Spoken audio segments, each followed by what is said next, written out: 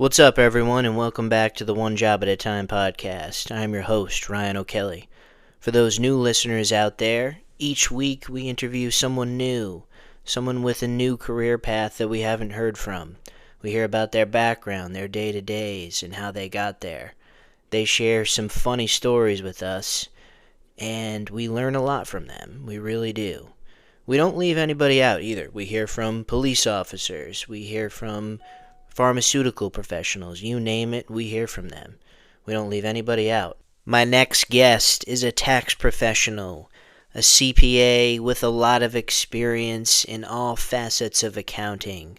I am looking forward to learning a lot from him today. We all need this episode. I cannot wait.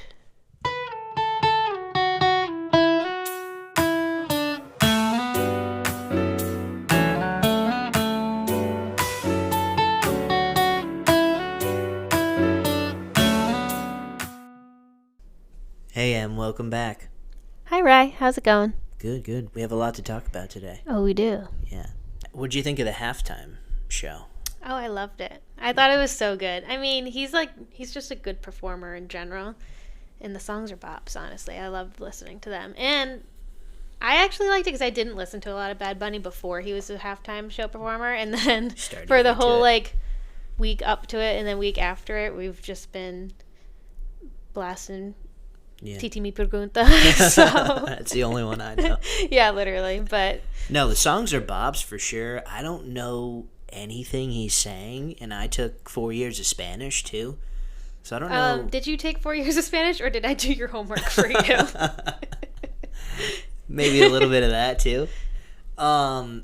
Maybe a lot of that. I mean, I was enrolled in the class. Can't say how much I actually comprehended, but no, I thought it was good. I thought the production was good. I mean, he worked the stage. He definitely did. Like, he didn't stop fucking moving. Yeah. He worked the stage for sure. So he's got that down.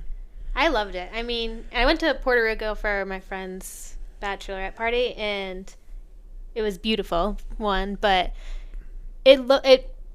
his performance, I feel like, represented Puerto Rico so well. The culture and the culture, the vibes, like everything looked accurate, obviously. But I don't know, I loved it. I thought it was great. Nice. That's awesome. Yeah, I thought it was good too. I thought it was good. What else do we have to talk about? Oh, Olivia Dean and her song. Your new favorite singer. I think it's every middle-aged guy's favorite singer these days. What did she won something? I think she won Best New Artist at the Grammys. At the Grammys, gotcha. I didn't necessarily watch the Grammys, but... No, we were on vacation during the Grammys. That's right, yeah. But that song is a bop, too. What's it called? Man I Need. Yeah. She has a lot of great songs. She does. That's the only one I know. I probably should listen to it. I know. There's another one that you would know, but I'm blanking on what the name of it is. It's like the... Oh, Easy to Fall in Love with Me. Easy to Fall in Love with Me? Yeah. I'll have to listen to that. Yeah, it's a good one. That's a good one. So speaking of the vacation you mentioned earlier, should we tell our listeners about the incident that happened in the Bahamas? Should. Yeah, so we went to the Bahamas a couple weekends ago, and we stayed at Baha Mar, which is a beautiful resort. It's gorgeous. So it, bunch of restaurants, casino, pools, on the beach, but there's also... Yeah, it was awesome. It was awesome. They have everything there. Yeah. But there's also a full-blown water park there, which was cool. We walked through it right on the first day that we got there, grabbed, a margarita from the 818 Shack. Awesome for kids. Loved it. Yeah. For us, too, right? Yeah. So, was that our second day that we were there? I think it was the second day, yeah. Yeah, so the second Only the second day in, and things are already going downhill. Do you want to tell the story? So we go to the water park at Baha Mar. I mean, it's awesome. I was having a field day, just like I was a kid there. I was doing the wave pool. I was surfing the wave pool. I was going down all the slides. We did the lazy river. And then after one of the surfing rides on the wave pool, I don't know if it was like a bachelorette party that came up to me. I have no idea. and one of the girls was like, hey, like, we dropped our sunglasses down off the water slide, like in a 12-foot deep pool. Do you mind, like, going and getting him for me? Like, are you a good swimmer? And I was like, yeah, I was a good swimmer. I was high. I just crushed the surf wave pool, and I was like, yeah, I'll go down and get your glasses for you. This was a bad idea, and Em saw all this from a distance, and she knew it was a bad idea. Anyways, I go down 12 feet, get the glasses, no problem. And when I pop up... Problem. Tell them what really happened. You dove down. And then what happened when you were down there? I didn't equalize his ears. My ears, which you're supposed to do really after. So like what happened when you were all the way feet. down there? You felt a pop. I felt a pretty loud pop, which didn't scare me at the moment. So then I heard the pop, came to the top of the water, tried to get out of the pool, and I couldn't walk straight. I was dizzy. I was losing my balance. I caught you. Literally, Em caught me. I was falling over to the right. I could not walk straight. He refused to stop walking until I held him by the shoulders and said, you have to stop walking because you can't walk. The world was spinning, and I thought I had a stroke.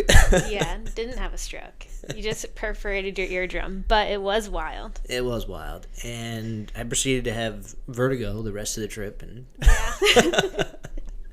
Oh man, it was. Yeah. I wish we had a video. It was very funny in the moment. I know. The dizziness only lasted for like the full dizziness where you couldn't walk only lasted for like 30 seconds to a minute probably. It felt like longer, but it was sketchy. Like we were like, what the hell just happened? Yeah. I've felt like off for like the past 2 weeks. I'm finally like feeling better now. Feeling better now, but maybe I'm probably just wild. soft, but no, that initial you legit minute perforated your eardrum. That's like a big deal. I think. Yeah. You're just honestly the only reason why you don't have to get it fixed is because it's healing already. It's healing on its own, which is good. But the initial minute was kind of insane. I literally couldn't walk straight as much as I wanted to. The best part of this whole story is as I'm holding him up because he can't literally stand up straight or walk, the girl's standing next to me like, oh my God, I'm so sorry. Can I please buy you guys drinks? And I'm like, does this guy look like he needs an alcoholic drink right now? He literally can't stand. I was like, no, it's totally okay. It's not your fault. Like, we're fine. We don't need a drink. And after this, we were saying to ourselves, like, I hope those were nice sunglasses. I know. We were like, they better have been at least some Gucci shades, at least or something. $50 worth. They probably were not. No, I don't know. They could have been. But... If we saw those girls again on our trip, I definitely would have asked for a drink. I know. Another day, but we never saw them again. But yeah, I was like, we don't need any drinks right now. Thank you, though. That's nice of you to say. Oh man! But besides that, it was a great time. Yeah, a lot of good was food. A lot of fun. Pretty good weather. Beach, pool, just relaxing. Spa. We went to the spa too. That was nice. No gambling. We're not gamblers. Rum, Mai Tais. True. What was the Bohemian Breeze or something? Bohemian Breeze. I don't know. A lot of rum. It was good. It was fun. It was very fun. So, before we introduce our next guest, I'm kind of a big history guy, and I love to learn and learn about history specifically. So I'm going to talk to you a little bit about the history of taxes. Wow, Yeah. I'm so excited. Do you know that the first known history of taxation dates back to ancient Egypt? Oh, really? Yeah. The pharaoh would collect taxes twice a year, and if the population couldn't pay up the taxes with whatever that was, yeah, basically the pharaoh would make them do unpaid forced labor. Oh. To build the pyramids, basically. Wow. That's how it happened a lot. So a lot of people couldn't pay their taxes, basically. Did they call it taxes or did they call it a tithe? They called it a tithe. Yeah. So yeah, did you know that? Yes. I was reading that, but I was like, I don't know if I want to use that word. Well, but so the only reason I know the word Shit. is because of A Court of Thorns and Roses, that series. Is that the book you're always reading? Yeah, it's the fairy book that all the girls love. But no. basically, the tithe is yeah. But basically, that's one of the reasons why the main character like starts to hate. No spoiler alerts, but starts to hate the person that she likes. Really? Because he was enforcing this tithe, and then people couldn't afford it, and she grew up poor, where she was like hunting for all of her food, and no shit. That's so funny because in my little so basically research, that's why I know what a tithe is, and it sounded like it related to Egypt. You know why I didn't want to say bring that word up, because I didn't know how to say it or pronounce it. Oh really? I mean, honestly, who knows if that's actually how it's pronounced? I think how I read accurate. I think that's accurate. That's so funny. You know that? Yeah, that's why reading fiction can be good. It can. I should read more books. You read books. He just refuses to read fiction. True. But getting back to taxes, yes. Bringing it more towards the U.S. Okay. The U.S. really didn't have a taxation system until they needed to finance the Civil War in the 1800s. Oh, interesting. Yeah. I would have assumed it started earlier than that. I know, but there was no real taxation system until Well, that is the whole reason why money for the war.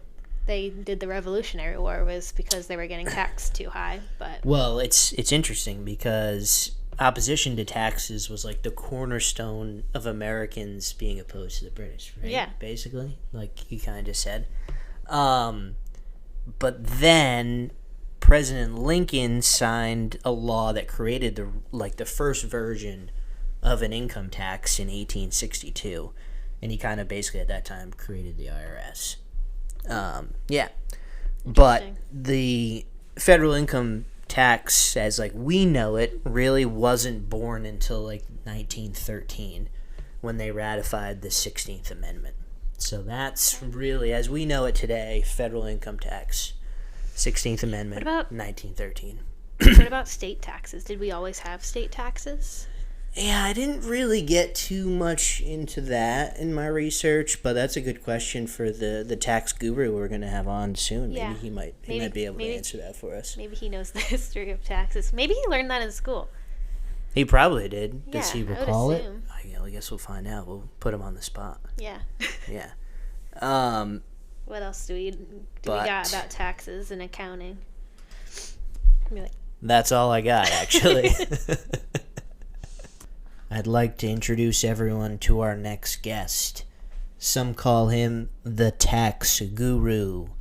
Others call him the refund wizard or the audit ninja warrior. He started his career in corporate accounting and now works for a local accounting firm. I'd like to introduce you to Christopher Franklin Jr. Springtime is approaching, everyone. You know what that means? Well, I certainly do. It's golf season. Golf season is approaching, and I don't think you're ready. I'm ready, but I don't think you are. The only question I have for you is, do you have your Oyster Brands putter cover and driver cover? If the answer is no, then you need to follow Oyster_Brands and make a purchase. Make two, actually. Get both. Get the putter cover and the driver cover. And you know what? Get a polo. Women, men, they got it all. They have it all. Follow us at Oyster_Brands for your premium apparel for coastal golfers. Chris Franklin, welcome to the One Job at a Time podcast. Ryan, thanks for having me, brother. Thanks for coming, dude. How's things? How's the fam? The fam's getting bigger. Fam is growing. They're all good, you know. How old are they now? Josie is 5 months now. Vivian will be 3 in June. Oh, that's awesome. Josie's kind of getting that little personality. Yeah. Viv's already got a lot of a personality. She has too much personality. Too much personality. I don't know where she gets it from, but yeah, right. We all know where it comes from. Right. Yeah, Josie's getting big. She's getting big. She's my little chunka. She's starting to talk back, which is fun. Yeah. You kind of forget, it's been 2.5 years, 2 years. You kind of forget all the things that they learn as they go. Right. Which is fun. Yeah, so. that's cool. Yeah. That's cool. How's swimming been for Viv? I heard she's a swimmer now. Yeah, so I was taking her for a bit. Now that we're getting busy at work, Beck's kind of been, That's right, been tax taking season. her. But, yeah, she's been good. She loves going. You know, she came home, she graduated her class, so she got her first ribbon. Oh, great. So that was like she didn't let go of it the whole day, which was funny. That's awesome. Yeah. She's so- very proud of it. Yeah. That's great. So, How was the Super Bowl for you? I know you're a Pats fan. yeah. Briefly, we'll touch on it. Yeah, I mean, it was I need your tough. opinion. It's been now, by the time this comes out, it's been like 3-4 Yeah. weeks. It was tough watching it because more frustrating, right? Because, you know, they were so good all year and everyone's going to say, we played The shitty weak teams schedule, and yeah. da-da-da-da-da. Listen, the Seahawks were dominant and they were good all year. Just to make the Super Bowl for the Patriots was an incredible feat. So, I mean, I was happy to see him there. Really, only way is up now. Really? Right? I mean, Drake's the future. He had an injury, which I didn't realize. I just heard. Yeah, He was milking his shoulder. something with his shoulder. He was getting some cortisone injections in his shoulder, which I didn't even know about before. But Yeah, yeah. I always wanted to try one of those because they feel like you could just have a broken ankle and just be like, shoot it yeah, up. shoot it up, yeah, get out there. Can you do that for a headache too? Can I do that for a headache? Can I do that for both my knees every morning I get out of bed? Oh shit, that's funny. That's funny, dude. This is going to be interesting listening to myself back Oh, because dude, I'm already cringing knowing what I sound like. I mean, so, everyone makes fun of my voice too. Just fuck it. Who cares? We're having fun. yeah, warranted for you. I'm a little nervous. Yeah. No, you're good. You're sounding good. Yeah, we got a good podcast ahead. But let's touch on like a little bit of golf. You're a big golfer. You getting excited for the season? I am. I mean, with this, like I said, we're busy right now. Come April, ready to get out there. Yeah. The snow sucks. Can't even kind of get excited for it because I don't even know when all this is going to melt. Another 2 feet, I guess. Another 2 feet's coming. But yeah, excited for another season. Hopefully I get a little better. Last year was kind of a stagnant year. You think so? I thought you played really good last year. What's good? Yeah. All right. Well, hey, you're asking me. New greenskeeper over at Warwick. That's exciting. That's exciting. Yep. You know much about? Is he a younger guy or? Younger is what I've been told. I think he's from Long Island, so he's got some nice. kind of background, I guess, on these ocean courses. Oh, really? So we'll see. Cool. Yeah. Cool. Hopefully the greens are rolling nice. What was the issue with the greens last year? Just lack of interest from our superintendent. That's a good answer. I don't know either. No consistency. I mean, it is what it is. We're not pros, so we just was I gonna play any better? Probably not. No, probably not. Neither would I have. So it's fun just to go and have a couple drinks, do a men's league here and there. It's a great course. Yeah. Great. We have a good time over there. Yeah, we're fortunate for sure. Any new clubs in the bag this year, or you getting a new driver or no? No, I'm still holding the Cobra. Still holding the Old Cobra? reliable. Old reliable. Although I swear if I get a new one, I'll get an extra 20 yards of distance. But I think you would too. Yeah. it's either that or just maybe lift a weight, and then I could get some. Just one weight. Just one. No, I've been thinking about a new putter, just because mine's getting old. But What do you I don't know. Do I need a new putter, or do I just get it re-gripped? Or do we just need a better greenskeeper? Which. I'll blame it on him. Yeah. What about you? You trying to take that next step this year? Trying to take that next step. Yeah.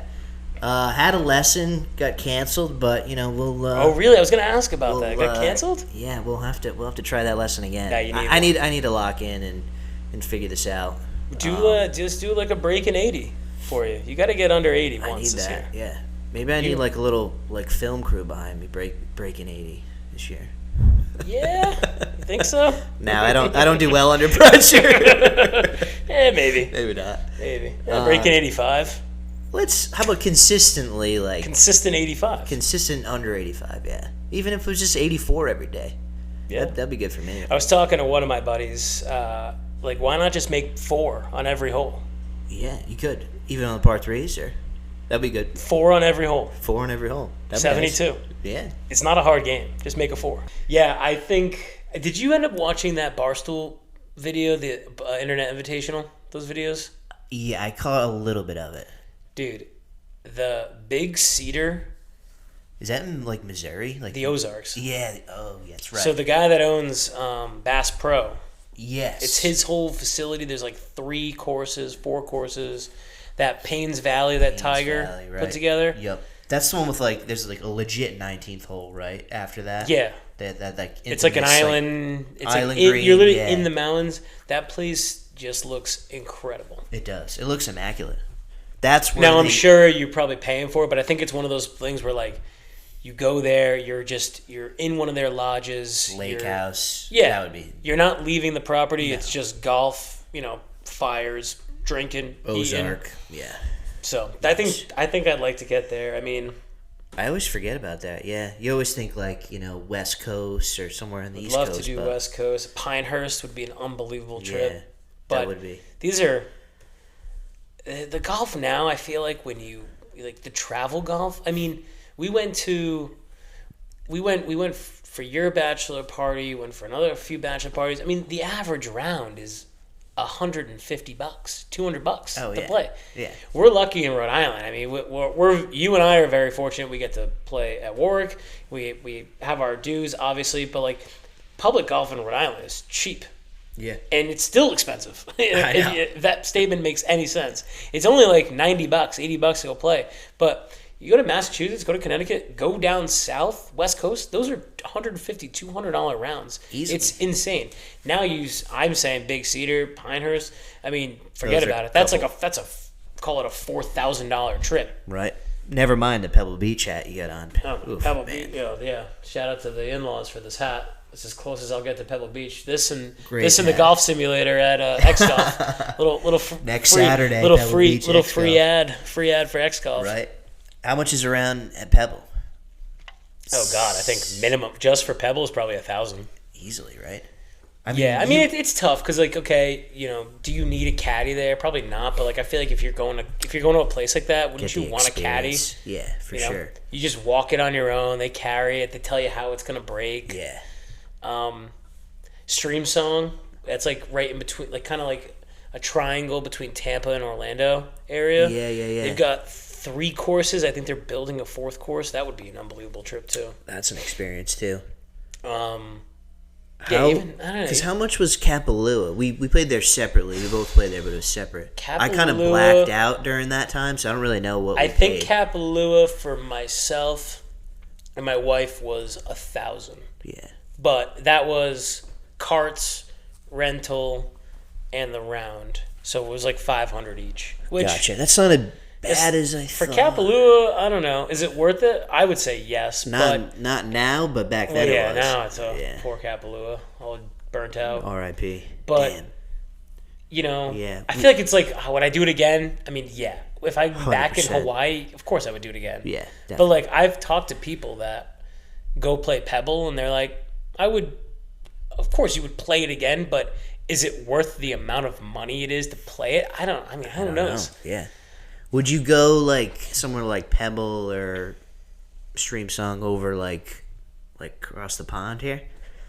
Like in Ireland? I don't know. I mean, to get the opportunity to go to like Scotland or something would be insane. But that's so hard to play. You could play really great courses out there, but if you wanted to go play like St. Andrews, you got to get in the lottery. The lottery. I forget about that. Yeah. So I mean, there's so many nice courses and so many places you can play. It's just because of the golf craze that's going on right now, especially post-COVID. Oh my God, it was the only thing you could do for a while. People tapped into it. Now you got YouTube golfers, which are unbelievable to watch. Yeah. And it's the exposure it has is they can raise the rates and people are paying. People are coming. I mean, I'd love to do it. It's a tough timing. I feel like for us, it's like you look around and everyone's doing golf trips, but people, you guys got married last year and you just changed jobs, and it's like there's so much going on. There's it's like how do you? Kids, when do you find the time? We both have dogs. It's like that's a whole other thing. You gotta leave them behind. Sometimes those are more difficult. Literally. You think someone wants to willingly watch my 105-pound dog for a week? I have to beg my brother to do it, and I pay him. I said I give him $100 for the week, which sounds like nothing, but then I give him food and pay for his groceries and right. So I mean, that's another added cost. I would I'd love to get that. I mean, that's something my dad has always done. He's always kind of, and I don't know when he started it, but he's always done a golf trip. It's been like at least the last couple of years he's been on a big golf trip every year. Well, he's always gone with the same group. He'll do really? They used to do Vegas all the time, which is sick. Vegas golf, I heard is. And then he loved it because he loved that desert golf. But then they got older, and it's like, all right, you go to Vegas every year and the Strip. And, so now they actually do Orlando, which they love. Oh, nice. Yeah, they get like a big ass house. It's got like 12 bedrooms. They stayed in that neighborhood we did with for Cam's bachelor party. That's right. I forgot you. Yeah. Yes, you told me that. Yeah. He's like, we're on a golf trip. He's 45 years old. He's staring at the ceiling. It's fucking Hogwarts. That was the house we were in. Literally, you go to bed. It's like Mickey Mouse is staring at you. Yeah. Whenever I walked into the house, I was like, "What the fuck is going on?" It was great though. Yeah, it was a fun time. We got another potential bachelor trip coming up. Maybe next year? Oh yeah, our buddy. Yeah. I mean, he's a big golfer. He's a huge golfer. Where are we gonna go for that? We got to go somewhere fun. Hopefully he'll listen to this, and he's listened long enough to my stupid voice, and he'll hear me say Pinehurst. Just echoing in the back of his Pinehurst. So that's where you want to go next. I think Pinehurst. So. I've heard nothing but good things. I heard it's an experience. The hard part is we've talked about it, I think, with our entire friend group, where everyone enjoys playing golf, our core friend group, but we obviously have different levels of golfers. Very I feel like levels. it's hard to convince the buddy who loves to have a good time but golfs 3 times a year, and 2 out of the 3 times is a scramble. Yeah. And 1's a turkey shoot. Yeah. To pay $4,000 to go play 3 top 100 courses and be isolated into like just golf. Where the greens are rolling at like 12 and Yeah, so I mean, it's tough. Bachelor parties are hard because you have people that of all different levels. All different skills, and some people that don't golf and others who could give a shit about it. That's true. So, I don't know where he's gonna pick. I put my vote into him privately for like Scottsdale. Oh, nice. I mean, I'm biased because that's where we went for mine, but we didn't golf. We need to golf there. Yeah. We need to golf there. Yeah. That was a blast. And I think at this point in our lives, I mean, that was at least it'll be 5 years. 5 years. 5 years this August. Wow. 5 years ago, I mean, our lives are completely different. So I don't think we'll be doing quite the same things that we were doing. To just walk the grounds of Augusta would be sick. Oh yeah. But they are even so on like strict. a Wednesday or Thursday would be fun. Oh my god! Practice round. Imagine having like the Wednesday practice round, just like seeing the par 3. Oh, that'd be sick. That would be awesome. Yeah. But they're so strict. You see that thing with Gary Player? He like tried to contact them. He wanted to play around there with his 3 grandsons, and they just flat out denied him. Really? Yeah. Like even this was like a random time you wanted to play. Yeah, he's like, I wanted to play like a Tuesday morning at Augusta, which there probably is 0 people playing. Yeah.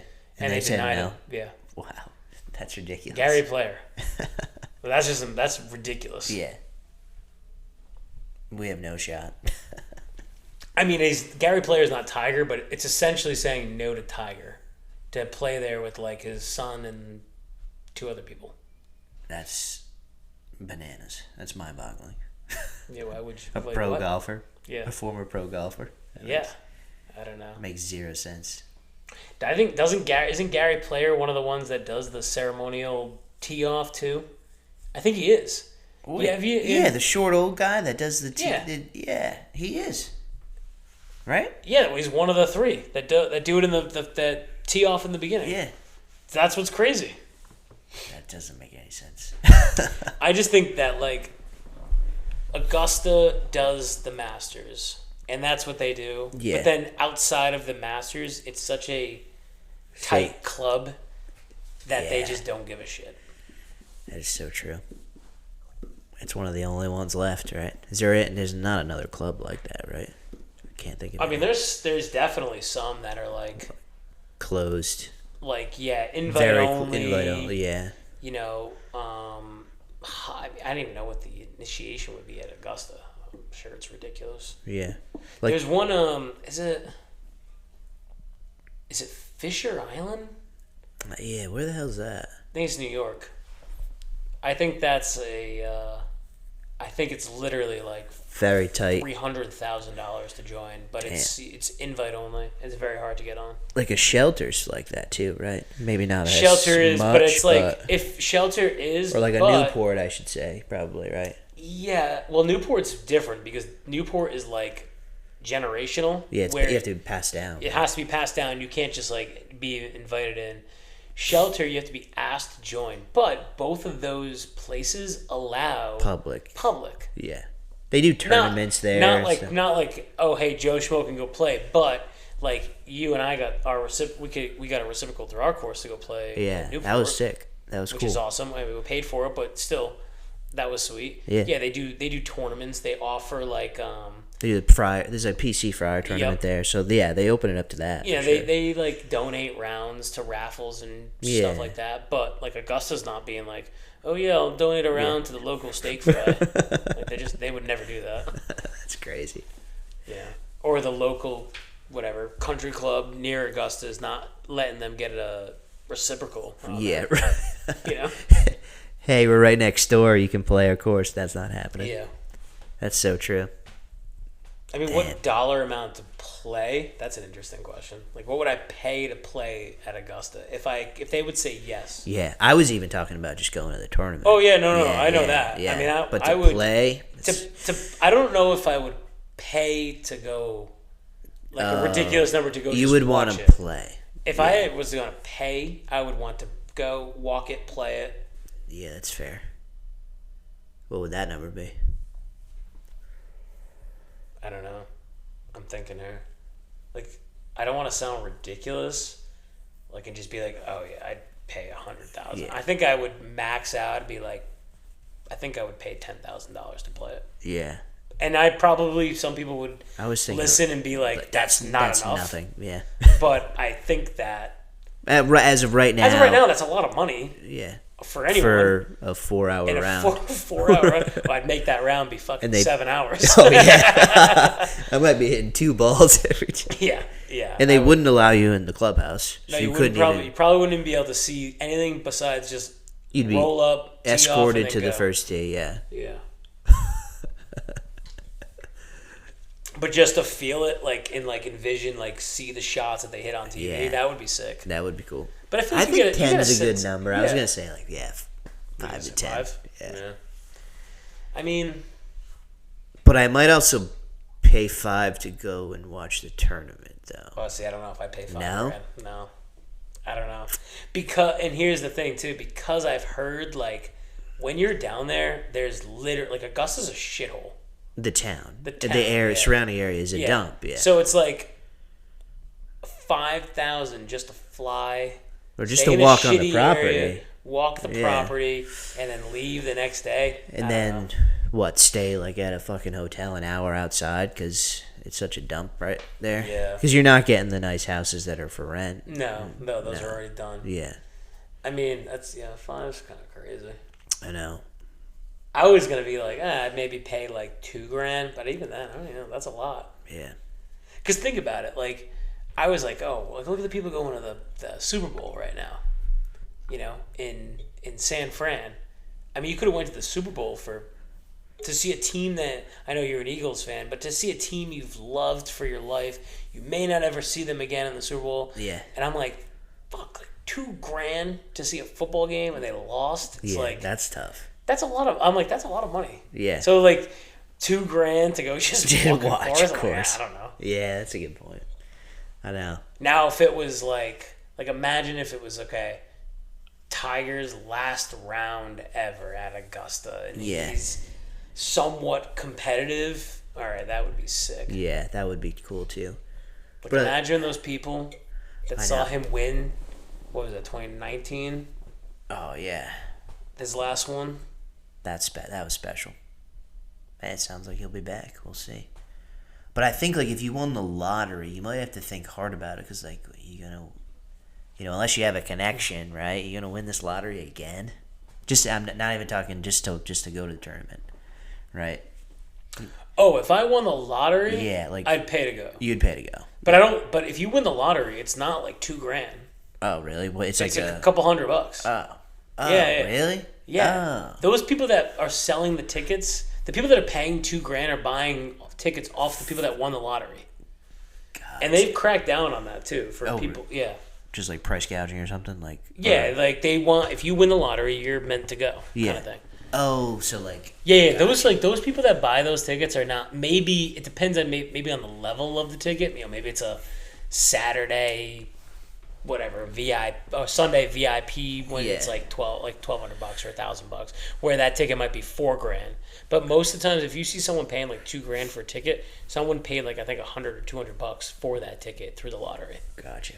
Okay, that makes more sense. I would if I won the lottery on the for the Masters, I'm buying the ticket and going. Yeah. 1,000%. Versus selling it for a couple thousand. Yeah. Yeah, I wouldn't give a shit about like making money on it. Yeah, I would just go. Yeah. Nice. You always got to try it. Yeah. Fair. The only time I ever won one of those lotteries was, and I regret not going. It was I think it was at the Royal Portrush for the Open. Yeah. We got I got 2 tickets. I ended up just eating the cost because it was cheap. I'm using quotes, but it was like, €90. It was like $100 a ticket, and it was 2 tickets. I ate like $200 on it because I didn't even try to sell them. But it was tough because I think it was it 2 months after Viv? Either Viv was like a year old or she was like 2 months old. Yeah, and it was tough timing. And it was like weird timing, and I'm like, I don't know. But I do regret not going because the course is probably, I think it was the course that was Portrush? Yeah, I think John had played that. The 153rd Open. It was the one that he bought. We got no, hats it was the year before. That's what it was. Because they stocked the pro shop with hats for the next one. Oh. Okay. So I think I don't know. I'm getting all the dates mixed up, but yeah, I think it was one of those, and I should have just went. Can I crack this? Can I crack this beer? Yeah, crack this. Get it on the mic. I feel like I'm looking at it. Yeah, I didn't realize that wasn't open yet. Good cold Guinness without spillage. Nice. That's gonna sound nice on the mic. That's gonna sound really nice. Cheers. Cheers, man. Thanks for coming. You are in the 19th hole. Did you see the new sign up top? Oh yeah, I do like that. Yeah, so this is fitting. Yes. Yeah. All right. Yeah.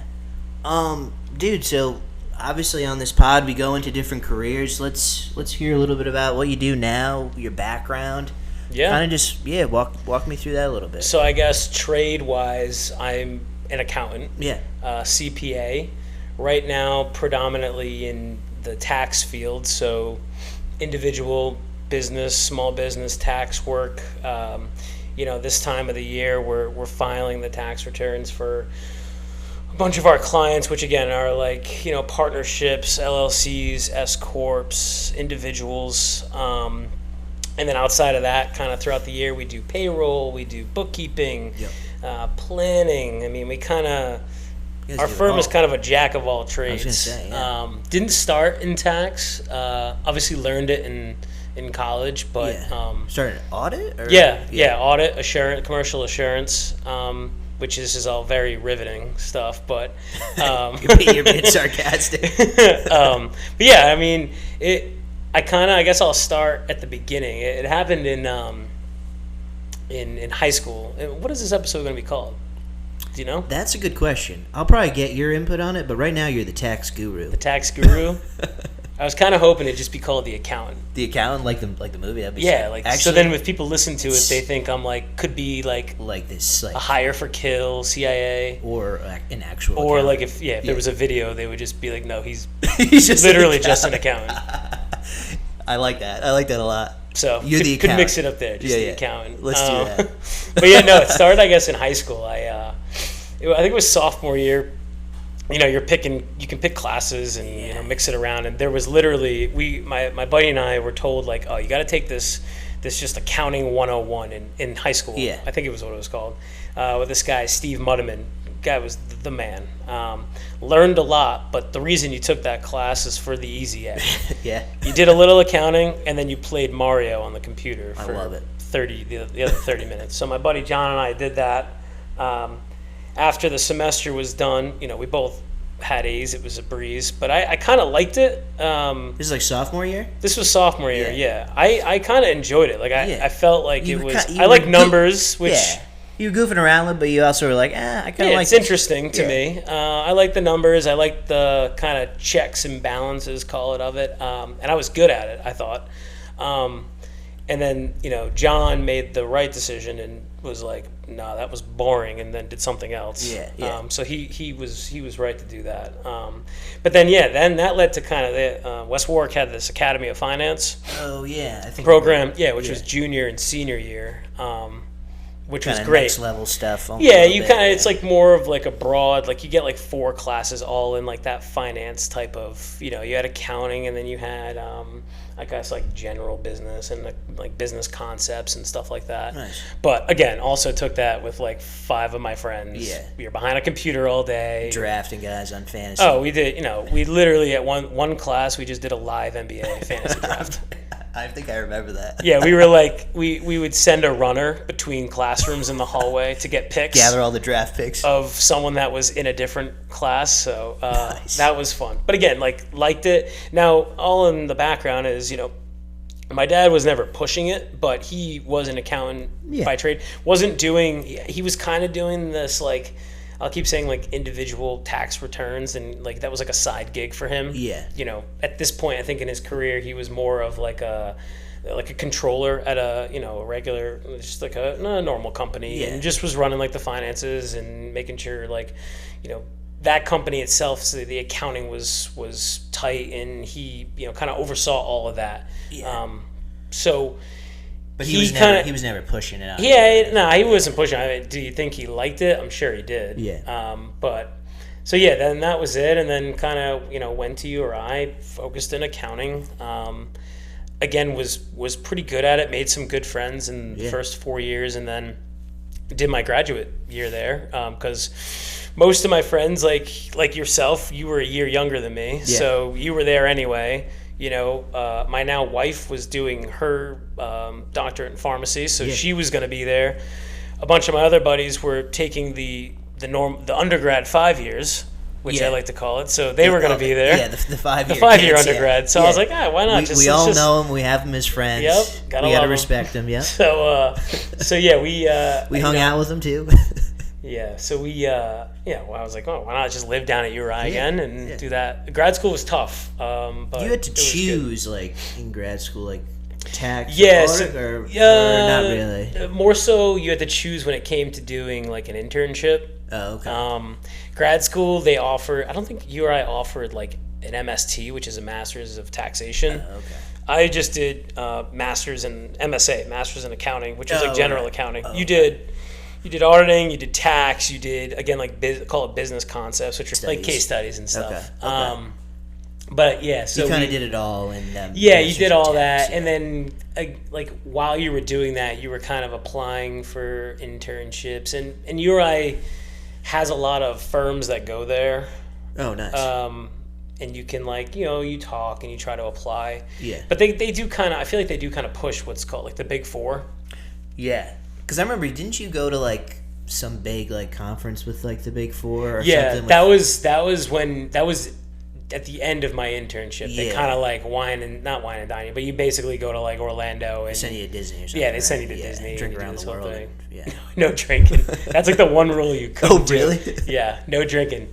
Like, even like after hours, or after hours. If you were on this summit and like on their dime, you went on their dime, right? Oh yeah. So then if you got caught drinking, you were fired. Really? And everyone going there knows that, and you have the job regardless. Yeah. So that was. Oh shit, yeah, that's funny. That was fun. Yeah. So they kind of like push the Big Four on you, which is EY, PwC, Deloitte, KPMG. Those are like they call the Big Four. Okay. And almost everyone in the master's program or your senior year, you're trying to apply to all of them because you want to have options. Yeah. So I did. Besides Deloitte, I don't think Deloitte really went to URI. Okay. Are all those local to, like, New England, Boston, or they have offices everywhere? Oh, they're worldwide. Global companies. Yeah. So I did like PwC. I actually missed the deadline, so that one was out. I applied and they were like, "You're like 2 weeks late," so that one was done. So I was like, "Okay." All right. And then I did get the KPMG and EY one. Nice. But the KPMG one kind of, I don't know. I went to their office in downtown, and they were like still. I felt like behind like old school accounting firm, like plain walls. Everyone had like suit, slacks, tie. Then you go to EY at the time, and they were like doing like the office of the future. Now this was more like a decade progressive ago. kind of thing. Yeah, so open concept, nice. Business casual. Was kind of more your vibe. Yeah. I gelled well more in that crew. Okay, cool. So yeah, did the EY internship. Didn't drink at Disney. Nice. Got the job. And that got you in. Nice.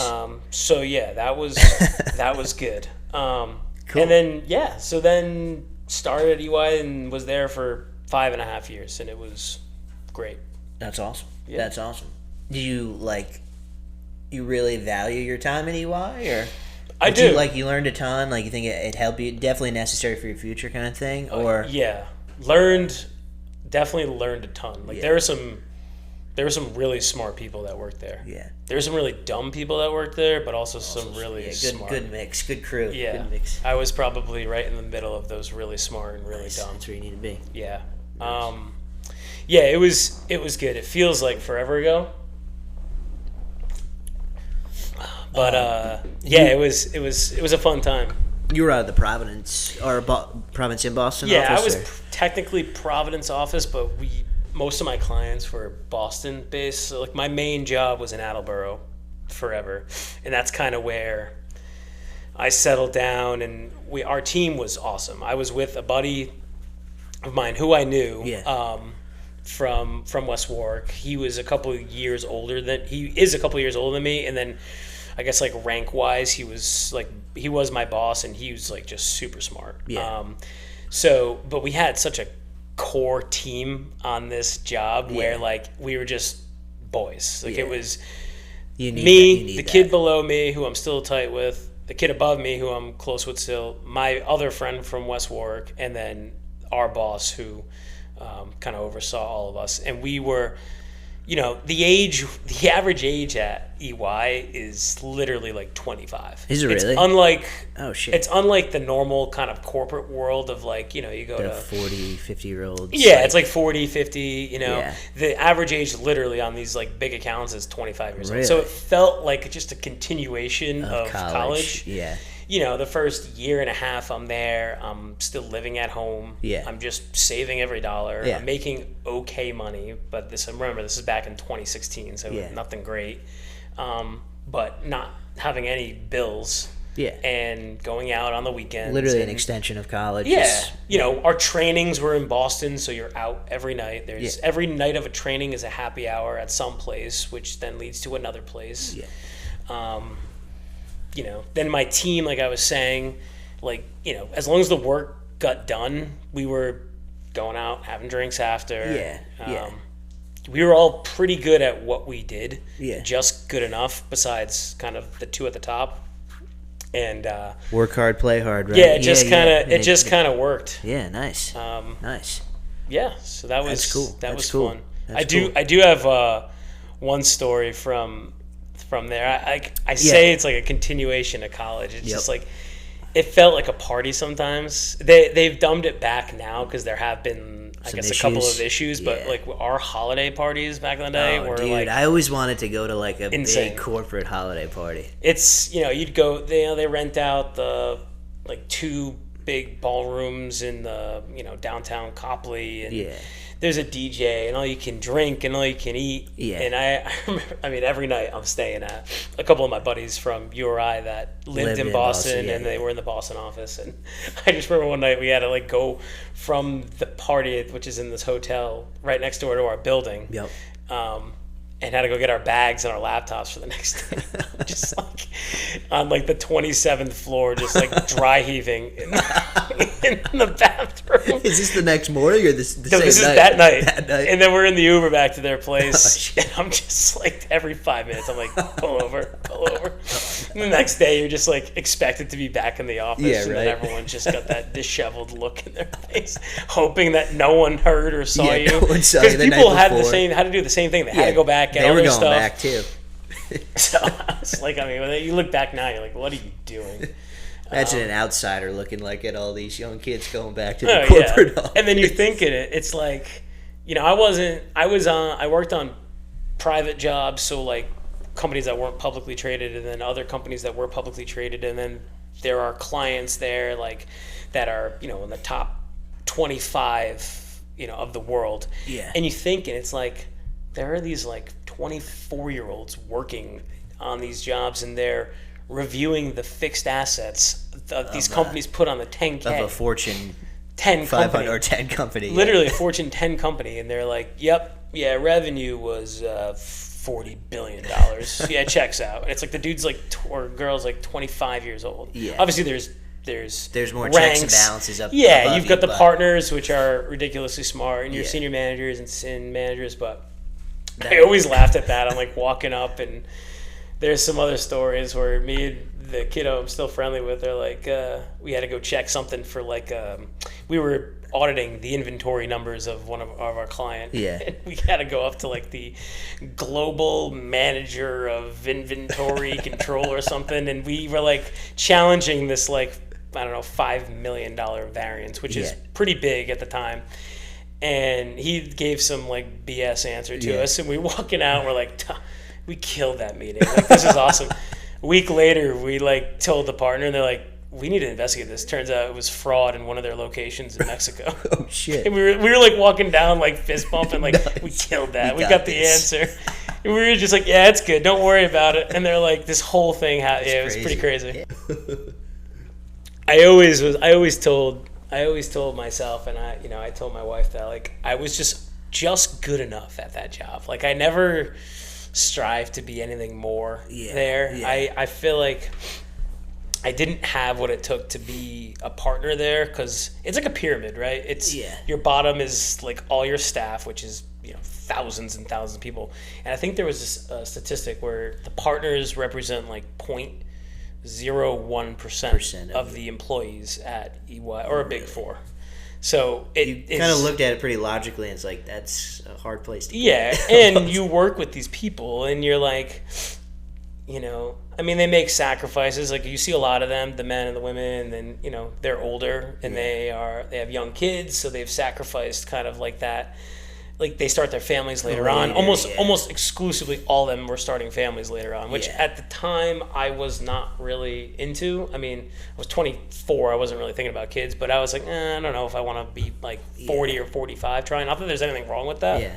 But that was You're one making thing. that decision, your career versus family, which But then they also, almost all of them had like, what I thought was photographic memories. Like they just remembered everything. Yeah. And that's where the top shine, and I just don't have that. I can find the answer for you, but it's going to take me a little bit of time. Yeah. I say the same thing. It takes me a little bit, but so yeah, I mean, I'm still very close with a bunch of people that I used to work with, which is nice.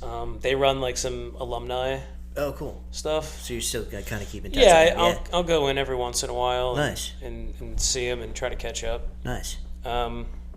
I was there for like 5.5 years doing kind of this commercial assurance where, I would be on one of those teams, and let's just say I had 3 accounts that I had to audit essentially for the 10K, which would be like, all right, Chris, you have fixed assets, you have revenue, and you have, I said inventory earlier, so inventory. Yep. And what that means is basically you're going in and, the company is putting a number on their 10K for investors to look at, and a 10K is like their financial. I was just going to ask, what is a 10K? So a 10K is like their annual financial reporting document. At the end of every year, you have three 10Qs and then a 10K. Do all small businesses have a 10K? No, or is it no. This is like publicly traded companies, publicly traded and then companies. kind of, I guess you could have it if you wanted, like they call them an audit, a review, and a compilation. So review and compilations are kind of less rigorous as far as the type of detail you have to get into to basically, they use the word attest to what the number is on that 10K or on that document. Yep. So basically it's like, hey, this company is telling you that they have, 400 billion in revenue. Yeah. Well, they're not just making that number up. There's detail behind that. So the auditors go in and basically like sample size a bunch of contracts, and they make sure like, hey, yep, that number they're putting there is correct. I would do like inventory counts for some, random one. I got to do like an inventory count for JetBlue. So I went to Logan Airport, and I went on the tarmac down to the JetBlue hangar, and I was counting seat belts and seats. Seriously? Swear to God. That's crazy. Yeah. I mean, it's cool, but well, at the end of the day, it's like you're sitting there and you're like, it's a lot of like tick and tie. Like, all right, yep, they have this number here, that number there. Yep, that checks out, yep. Yeah, so, I mean, it just kind of got boring. And I was in this point in my career where like it was 5.5 years. You were looking for that next. Yeah, I was supposed to be going to a manager, and I was like a manager role on my jobs, but not a manager title because I didn't have my CPA. Gotcha. I started my CPA in college way back when, passed 2, but you need 4 parts. Grad school? Yeah, 1 in grad school, 1 in the summer going into my job. So I need 2 left, but you need to pass them within 18 months, all 4 of them in 18 months. Get out of school, start making some money, don't study. Put that in the back burner, Yeah, so lost those 2. They expire, and you have to retake them. That's crazy that they expire. Yeah. So this went on now. So that was 5. This went on for literally grad school. That was like 6 years of like, I would like wake up, be like, I'm gonna go study. I'm gonna study this. Go take one, pass one, take one, maybe fail it, and then just lose motivation. Boom, lose the one I passed. And this was on and on. Yeah. So it got kind of tough at EY just because, burnout's a real thing. They work you pretty tough, long hours. Long hours, yeah. And I just like couldn't find the time. And I'm like, well, I'm not going to become a manager, and I'm not going to move up in this company if I don't have my CPA. That was like a requirement. Yeah. That coupled with kind of that timing in 2020 where some of my buddies that were there had left. My team that I loved has now been, because we're all moving up, so we're moving to different clients. And we're managing other teams on different clients. We don't have that same team. I'm now working from home because of COVID. True. And I'm just like, and I'm kind of checked out. I was doing enough to get by, and I knew exactly what I had to do to get my job done for each of these, accounts that I was on. But the heart wasn't in it anymore. No, and totally abused the work from home. Oh, yeah. I mean, it was, I was living with my fiance, and, she was going in. I was waking up right at, I'd be on at 9 o'clock. I was waking up at 8:55, rolling onto my couch, doing just enough. My buddy and I, we used to joke about it. He on his days off during the week, we would call it lunchtime rewinds. And he'd be like, "Yo, you want to go hop on COD and play?" So I'd be like, "Yeah, I'll just do during my lunch. Why not?" Yeah. So I'd like take my hour lunch and we'd play. And then I'd look down and it'd be like 3 p.m. And I would just have my laptop. Yeah, we'd just be gaming. Yeah. I'm like, oh my God, I got to go back to like. The COVID times were nuts. It was crazy. And but like the crazy thing is the work was still getting done, and I was still like doing fine in the company. Yeah. Because they're pretty strict. Like they'll do performance reviews, and you'll have these talks internally. Like, but you were slacking a little. Never had that. Yeah, good. Which I was like, this is insane. So why? So that I was like, but that gets old, Yeah. Like I lost all my motivation. To study for these exams, yeah. Study for the exams, and then. How long? Like, how many questions are like each exam? Is it like that kind of thing, or is it? So parts? Each exam is. Or how long does it? They're each 4 hours long. 4 hours. And it's changed since I took it. Oh, okay. But when I was taking it, it was 4 parts. They're each were 4 hours long, and then they each were broken up to like 3. Some were like just 3 parts of multiple choice. Some were 2 parts multiple choice, and then simulations. Shit. And they sound pretty rigorous. Yeah, the studying was tough, and it's so much memorization. I mean, a lot of it you do see in the real world, but sometimes you'd go into an exam and you'd have 5 questions on one page of a 400-page study book because for whatever reason you just got a bad Tesla. So I never had trouble with one was like BEC they called it, which was like business economic concepts. Never had that was like the easiest one. So every time I had to take that, I passed it. Auditing, easy because I did that, so always passed that. The 2 other ones were regulation.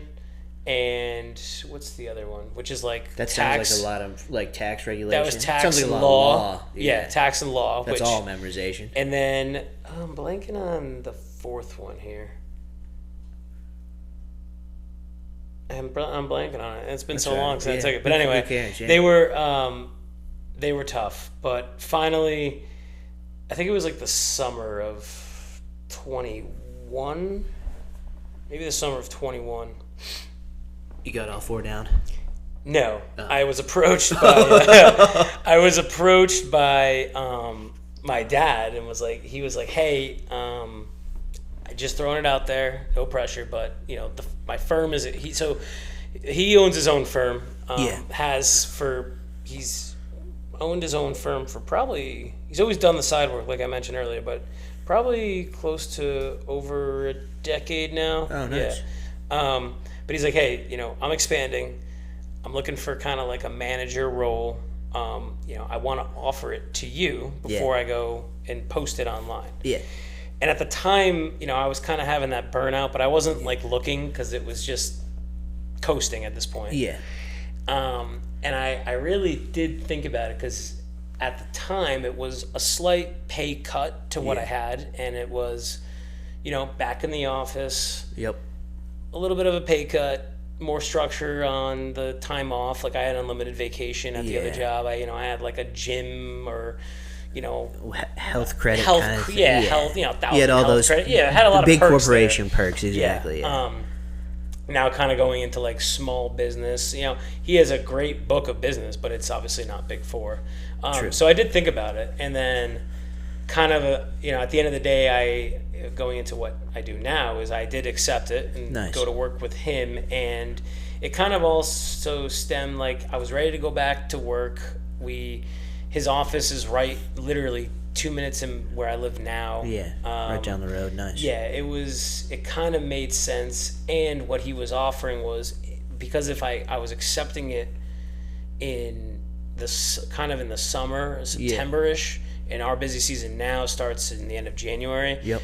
I left EY in the fall, and I basically started to work for him in November-ish, but I was only working 20 hours a week. Oh, nice. And the other 20 was meant to study. Had to study for the CPA. Yeah. Once I had that regimen, sounds like a good deal to me. I passed all 4 in 6 months. Nice. So finally got that, check that box. Got got done. That was like big burden off your shoulders. Definitely for off sure. the back for sure. Nice. And so I credit a lot to like having like him pushing me to do it, but then allowing me the time to do it because I was looking into doing like a leave of absence from EY just to get it done. Just to get it done, yeah. But that comes with no pay, and I was buying a home and I was getting married, and we just got a dog and all this stuff. Yeah. So nice. So that's the transition. So at this point in my career, I'm in my 4th tax season now with him at his firm, in that manager role, and it's good. That's awesome. Yeah. Was it like a big learning curve? Because you were, correct me if I'm wrong, but you're doing more audit. Yeah. And now you're doing more tax. Yeah, huge So that's curve. Seems totally different. Yeah. I hadn't looked at tax work or a tax return since school. Yeah. I used to have to do them by paper in college, which was tough. Oh shit. But obviously we have great software, but there are things to know and learn and how things should flow on the return, and it was a massive learning curve. So credit to him and his partner at the firm. She's taught me a ton. So it's been good. Yeah, for showing you the ropes. Nice. Just walk me through your day to day now. Yeah. If I crack another one of this? Yeah, crack another one. Let's see if I can do it again. This one's a little fuzzier. Nice. Nice. There we go. Good crack. Yeah, so day-to-days right now. Yeah. So we're in the thick of it for, call it tax season, right? Yeah. That's, everyone's got to file their individual tax return April 15th. Everyone hears that, blah, blah, blah, blah, blah. Yeah. So what is that really? So we have a wide variety of, well, a ton of individual returns. And we also do businesses. I said this a little earlier, but like, so there's different types of entities for businesses. There's C Corps, which are just regular corporations. There's S Corps. So those have owners, which basically they're all equal owners in it. You can have different percentages of what owns what. Like a partner. Partnerships are different. So Okay. so S Corps, where let's just say you have two owners and they could be 75 and 25 or 50-50. S Corps, one, you're required to take a payroll if you're an owner. Okay. So that's where, if owners are like, hey, I want to take a paycheck from this. Yeah. Rather than just call it distributions, which is just money you take out of the business. Okay. That's where you go into that, which has, there's different tax percentages or you pay different taxes at an S Corp level, but also you have that benefit of taking a payroll, a little more equal pay. You're paying your withholdings throughout the year through payroll. Gotcha. Is this where you hear of people owning like 51% of a company and like 49? Have you ever heard of that?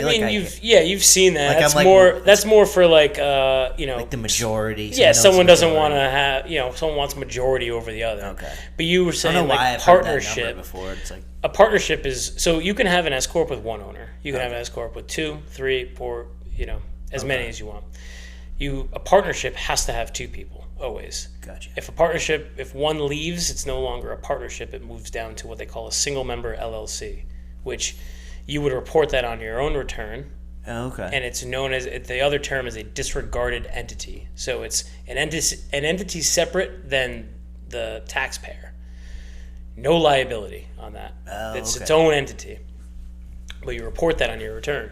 Your Schedule C, which is like if you have like a side business or a regular business. Yeah. So in a partnership, it's different pay structures. You don't have to have a salary. You don't take a salary.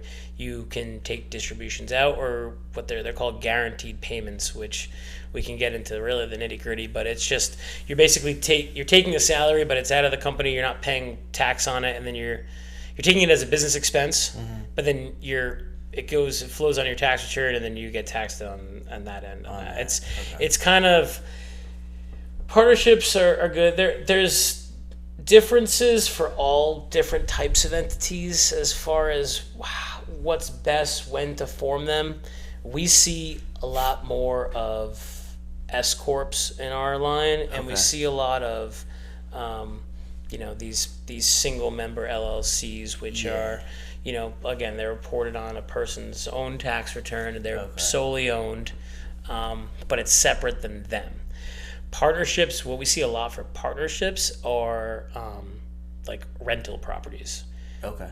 Because that's one things that my dad and the other partner there at the firm, she taught me, is one thing with an S Corp is you never put a rental property in an S Corp. Okay. The reasoning is once it's in this entity, it's very hard to get it out without paying massive capital gains on it. Oh, really? Yeah. Whereas in a partnership, even for however long you've held it or whatever. Yeah. Okay. Yeah. So there's different ins and outs for that. But that's getting into like really the nitty gritty of that. But so we do a lot of businesses on that.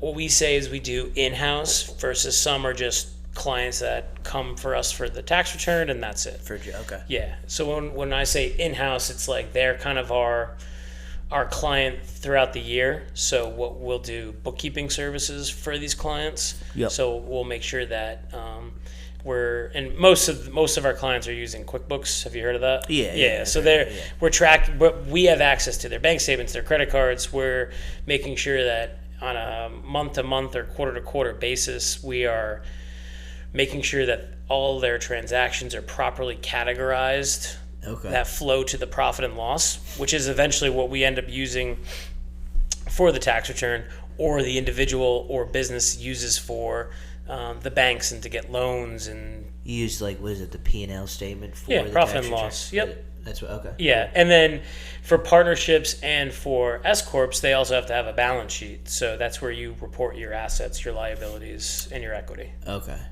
Cool. Yeah. Cool. A lot of people forget that they have to report the balance sheet portion. A lot of our clients do. Yeah. They're more concerned of what the profit and loss looks like. Yeah. Right. But you have to make sure that at the end of the day, your cash reconciles. So your ending cash in your bank account is what you take in, what you put out. Yep. Okay. So yeah, we do, and for those in-house clients, we also offer payroll services. So we use ADP as I guess I can say that we use ADP as our payroll provider. Okay. Companies send us their hours for the week or every 2 weeks.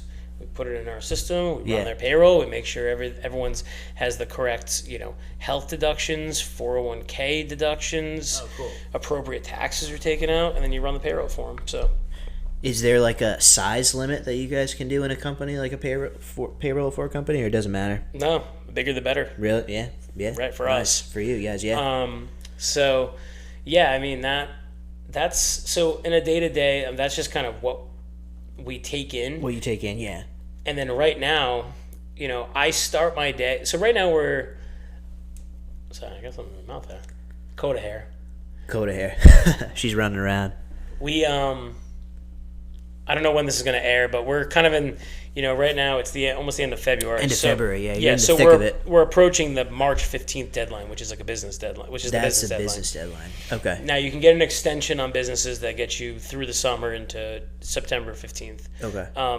But my day-to-day is I'll get in there and I'll try to start on a business or two. So what that is if someone dropped off a business that we don't do internally, their file, it's either they're not an in-house client. Yeah, they've got bank statements that I need to go through and make sure I'm basically sometimes they're creating a profit and loss form from scratch, which is amazing that they don't do that themselves. Or they have their own bookkeeper and I've got their profit and loss from them, their balance sheet, and I'm just kind of making sure everything is categorized correctly. On my end, we deal with, we have to make sure that their payroll agrees to the payroll reports. So we have to book journal entries on that. If they have assets, we have to book a tax depreciation on the books. So there's a lot more. There's more things to just being like, hey, here's my profit and loss, plug it into the return and do it. Yeah. Okay. Yeah. And how many of those do you guys do a year, you think? Businesses? Yeah. Or what is your business more like individual W-2s, or is it more that's I mean, we have it's tough to say. Yeah. I mean, we have a lot more, without getting into specifics, we have a lot more individuals than businesses. Okay. But we have a significant amount of businesses, but you can make more money on them. True. You can charge more. There's more work that goes into them most times. Okay. Cool. So yeah. You usually start with the businesses first. Yeah. So I'll start on that, and then things come up every day, because the problem is when you're in tax season, the rest of the world doesn't shut down. So we have other clients that don't use us for tax return services, but we still do general bookkeeping for them or payroll for them. Yeah, and that doesn't stop even. That doesn't stop. The busy season. So that's kind of the stuff that gets in the way and kind of can back you up, steamroll your day, and if you run into a problem there, which sometimes happens. And then you're dealing with those problems, and then you've got people are the door is a revolving door at this point. Yeah, people are coming in to pick up. People have meetings with senior, with the other partner. Yep. The phone's ringing off the hook, And when people are picking up, they have questions on their Everyone's return. got questions. Why do I owe? Why do I owe? Why am I not getting enough back? Oh, I got 2,000 back last year. I'm only getting 1,000 back. Trump said Yeah. Social Security's tax-free. What about the big beautiful bill? So I mean, yeah, that's been interesting. We've had so many questions about that. Questions. I mean, and we've taken webinars and Yeah. we've been to classes on how to approach it. I was gonna say you guys have to do like continuing Yeah, education CP. on. So yeah, it's like I think it's 120 hours every 2 years. You have to do it. Oh, nice. Yeah. So I mean, it's if you spread it out throughout the year, it's not bad. It seems like that stuff's ever changing, especially with each every administration. Every 4 years, Yeah. it sucks because Yeah. you got to change it. Damn. But like this year in particular is the first year that everything new's coming in. So there's new overtime thing, no tax right? on OT, no Yeah. tax on tips. Obviously, there's phase outs. Some people can get it, some people don't. It's not if you make 20,000 in OT, it's not exactly 20,000 as a write-off or a deduction. It's a percentage of that. Oh, really? Yeah, we have so many seniors that come in like, oh, my Social Security is tax-free. Like, I mean, it is, but it isn't. There's so many things that go into it. So you're ever learning, which is good. It's ever changed. Doesn't seem like Yeah. it's monotonous. Seems like No, I guess and it's good. yeah. But yeah, going back then to the day-to-day, and then kind of like that 4 or 5 p.m. time, I'll make the switch from businesses and make sure I do try to get 10 individuals out because out the we have so individuals. many So many, more yeah. that if you fall behind on those, you can just drown. Yeah. And we've got interns in right now that review or prepare, and they're good, but they're just kids and they're just learning. So there is a lot of rework on those. Yeah. And we appreciate the work that they do, but there is you got to really review them and be careful. And, For sure. but they crank the work out, which is good. That's they're just good. boom, boom, boom. But then so we get backed up, and then you're fixing and stuff. Yeah. You take kids from any local business school kind of thing. Yeah, a lot we have, from Bryant, right? I think. We actually told me, we have a few from Bryant. We have a lot from URI. We're tight with the nice. professor there. I went to URI. My dad went to URI. A couple other people there at the firm went to URI. That connection there. Yeah. Nice. So yeah, I mean that's the businesses in a nutshell. I mean throughout the year is the ones we do as our clients. You hope that by December the books are clean, which meaning everything is properly categorized, everything's being reconciled. True. All the extensions have been cleared or whatever, right? Well, or are those done? The extensions are done in September and October. Oh, okay. Yeah, so those that's are the those final are, extension is yeah, September. those October. we try. Our goal is to have the least amount of extensions possible. Yeah. Because nobody wants to work in the summer. No. I mean, we're grinding right now. We have long days, long hours, long weeks. But then, Memorial Day rolls around and we've got, go down to 35 hours a week. Yeah. There's less work to do, but there's still a lot. We have our bookkeeping, we have our payroll. We do a ton of planning for people because life happens. People, people pass away. People inherit a ton of money. People need guidance and throughout the year. So we is do. Is it hard for someone to ask for an extension, like an individual? No, anyone can get extension. Yeah. But the biggest thing that people don't understand is when you file an extension, you're filing for time. Yeah. Not to pay.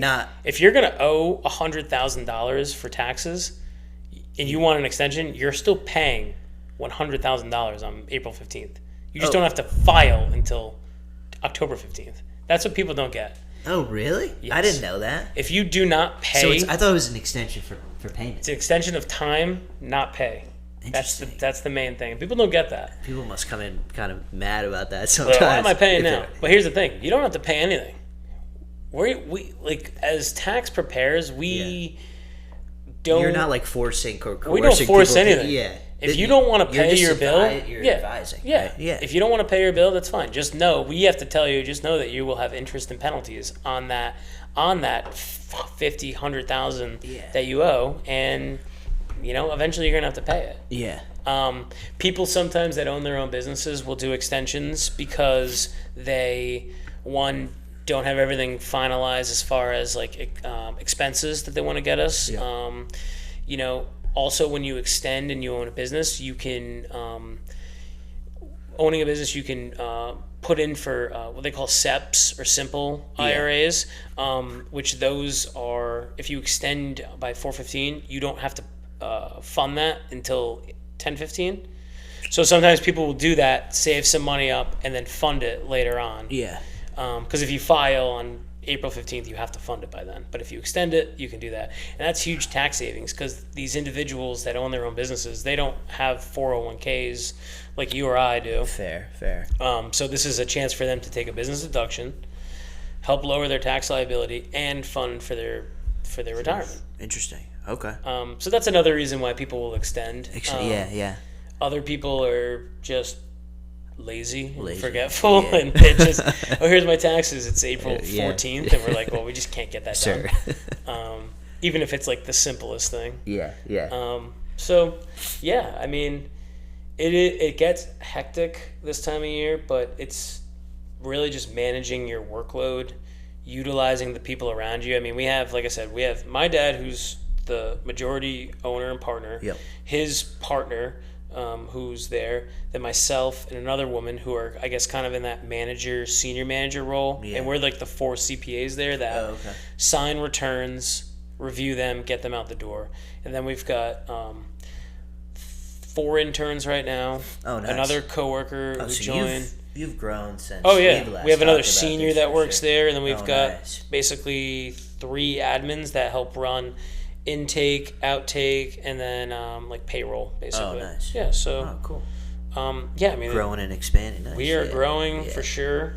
That's all. You guys do like CFO like roles with some more so. My dad does them sometimes. And he'll do it like obviously with the company, but he's always done that kind of on the side. Yeah. But yeah, he has a few of our clients as like CFO work. Okay, that's pretty cool. Yeah, I mean, it's not like. Is there anything different to that than what you kind of do already with like the CFO kind of work? You're more in the weeds, I guess, of like that particular business. Yeah, you know what I mean. You're in like leadership calls and meetings boards and whatever. And yeah, I mean, like when I say CFO work, it's not like he's like the CFO of CVS. No, like it's much more. But on a smaller scale. He's doing the same type of work, but it is vastly on a different scale. Yeah. Because he also has this business to run. Well, yeah, and this is like his main business. But I mean, he's worked hard. He's got such a, we call it a book. He's got such a good book of business. Like people trust him. Yeah. He's always thinking of growing. Oh yeah, definitely. Do you ever like purchase like books from other people? You can. He's acquired a few firms over the years. Acquisition. Yeah. Exactly.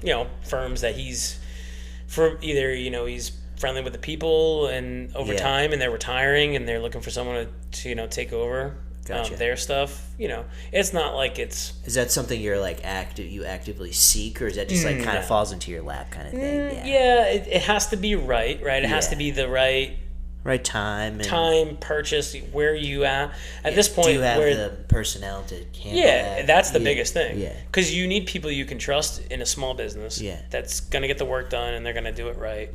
But then also, like, there's only so many people there. Like, we're taking new clients always, but it's at a point now where it has to be. We'll take anybody. Yeah. But there's a certain, I guess, how do I say it? Like cost now, because we just have so much and we just don't have enough people to take it on. Yeah. But it's a good place to be. Definitely. I mean, and myself, I'm trying to build my own book now that I've joined there. The first year or two was learn. Now it's like, okay, be like a sponge, I can offer now I can offer services because it's one firm, but if you build that trust with other people and individuals and they like working with you in particular, try to do try to get that that kind of that status and that relationship with people. So that's good. Yeah, that's awesome. That's awesome. It's all about building trust with people. I do have kind of a question I was thinking about. I don't know if you can answer it, but like, do you ever see like private equity like buying up like these accounting firms, like they're doing with like plumbing businesses and anything? Have you ever heard of anything like that? I mean, we've heard of it for sure. Yeah, is that like something you guys were ever approached about, or no? Not that we've been approached about. Or are they doing that? Like, honestly, I was just curious. Honestly, I don't know, because they're buying up like everything. Like, yeah, I feel like in our field, it's more so the bigger accounting firms, those regional ones, kind of taking over the smaller ones. Gotcha. And they're trying to just build, because accounting firms kind of bounce off each other, where some firms are just too big for some of their own clients at this point. Okay. You know, we've gotten some clients that literally other firms have been like, here's so-and-so, you know, we'd love for you to take them over, kind of thing, because the services that these regional firms give to other people, it's just too much. Yeah, it's too time consuming. And sometimes these individuals come in and, you know, they're paying like $5,000 to get their tax return done from one of these regional firms, where like we could offer substantially less to do that. But because these firms are so big, these other ones, they have to charge that, or it's not worth it to them. It's not worth their time. Yeah. Whereas to us, we're much Interesting. smaller. We can offer less, and to us, it's good money. Yeah, interesting. But you're kind of tight with other people in these other firms. Yeah, that was kind of just a random question. I don't know. I've just been thinking. No, about it is that, interesting. I mean, I think the goal for everybody at one point is to, you know, if you own a business, is to sell it or, you know, pass it down. Yeah. You know, I think when my dad offered it to me, a part of it was obviously like, all right, here's a succession plan for him, but also, you know, a step in the right direction and for a future for me. Yeah. Like, and I always go back to it. Like, I had a great job at my other place, and there was a future there, and I could have made really good money being very average there and kind of just doing middle of the work. And but there are different advantages of eventually owning your own place. Oh, for sure. And I think that you know, I wouldn't have taken this job, I don't think, if I didn't think that eventually I could maybe take it over. Yeah. With being, you know, in some capacity, in owner of some percentage, and working with his partner, who I'm very close with, and I've learned a bunch with, because she's ridiculously smart, and she's been in the game for like 30 plus years. So to me, it was like, all right, this is, you know, a move by him to kind of bring me in, learn. Now he just turned 60 last year, so I think he's got maybe 5 more years, maybe 3. Yeah. I feel like now that he's got grandkids, he's like, I don't know. Maybe cut some like time down. 5, it was 5, now it's 3. Yeah. But I always tell him, like, dude, I have so much to learn. Like, I've learned so much. This will be I've only been there for 3 years, I think. Yeah, as of December of 25, it had been 3 years. Yeah. But this is my 4th tax season, so I've already learned so much, but there's so much more to learn, and I still make mistakes all the time. Yeah, we all do. I mean, we're not gonna be perfect.